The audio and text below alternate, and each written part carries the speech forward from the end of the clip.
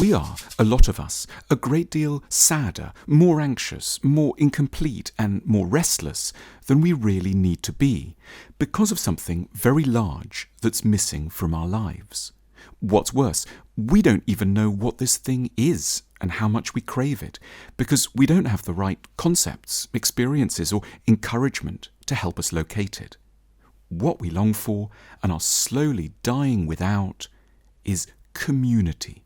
They tell us that we're suffering for all sorts of other reasons, because we're afraid of intimacy, or are low on serotonin, are beset by anxiety or trauma, or are chronically dysfunctional around attachment or trust. These may be accurate enough descriptions of our symptoms, but they arguably leave the real causes of our miseries untouched. To come to the point, it's worth holding on to a basic historical insight. For most of our time on this planet, by which one really means for 99% of Homo sapiens' evolutionary existence, we lived in communities. That is, groups of 20 or 30 people who worked together, cooked communal meals, and lived and died around each other. For most of history, we'd watched the sun going down with the same people we knew deeply, trusted, sometimes bickered with, but overall felt overwhelmingly connected to. We'd shoot the breeze, we'd comfort each other when we were sad, we'd drop in unannounced on one another's quarters, we'd chat over our pains and stresses, and at special moments we'd dance together and occasionally fall into ritual, ecstatic states where the normal barriers between egos would dissolve. It's only very late on in history that we've started living in condominiums, commuting to work in offices with people whose values we don't share, and eating for one in cities of 10 million strangers. Of course, arguments from evolutionary history aren't always useful. For most of history, we've suffered from chronic toothache and didn't have access to hot baths, but no one would argue against our abandonment of our natural state in these areas. Nevertheless, holding on to the idea that we were once tribal and now most definitely are not, can help us to put a finger on something that we may legitimately miss and urgently need to recover a semblance of. What happens to us outside of life in a tight-knit community? Well, firstly, we get very concerned, far too concerned, with falling in love with one special person who we're told will end our customary sadness and provide an answer to all our social needs. Unsurprisingly, this enormous pressure on what a relationship should be is the single greatest contributor to the collapse of unions that might, with more manageable expectations and a more close-knit friendship circle, be entirely viable. We end up having to throw a lot of people away when we want them to be that most cruel of things, everything. Secondly, the very pressure to be in a couple means we bolt into relationships that should never have started and stick far too long inside toxic situations out of terror of singlehood. Thirdly, in our alienated condition, the desire for connection can morph into a longing for extreme success, fame, and renown. We grow materially, wildly and insatiably ambitious out of an unquenched emotional need for nothing more esoteric than some good friends. Even if we do have some, they're liable to be scattered around the world, cocooned in their own relationships, or unavailable to us most of the time. We've let our terror of intruding on one another scupper a yet more precious need, one for an atmosphere of mutual assistance.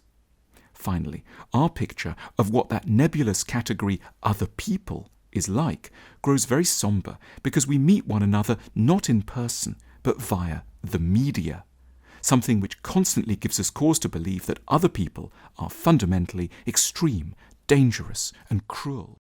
Even though we collectively pride ourselves on living in highly innovative times, we remain absurdly traditional in thinking about our social setups. We have 1 million new apps a year, but no one ever seems to seek to reinvent how people might live together. Sadly but understandably, communes don't have a good reputation. One thinks of religious extremists, weird fanatics, and messianic leaders. None of the genuine advantages of bourgeois life, or simply of reasoned existence, seem compatible with communal living. Furthermore, everything legal and commercial seems set up to frustrate any wish to live together. Land costs a fortune, building is only for the very brave or the naive, and how would one work? Who would do the laundry? What would the neighbours think? Nevertheless, it's worth pushing the imagination a little and sidestepping some of the practical hurdles for long enough to get the mind working. The material questions can always be solved once an idea properly takes root. So, imagine for a moment what it would be like to live in an ideal kind of community. It might be an elegant set of buildings in a desert or on the edge of a forest.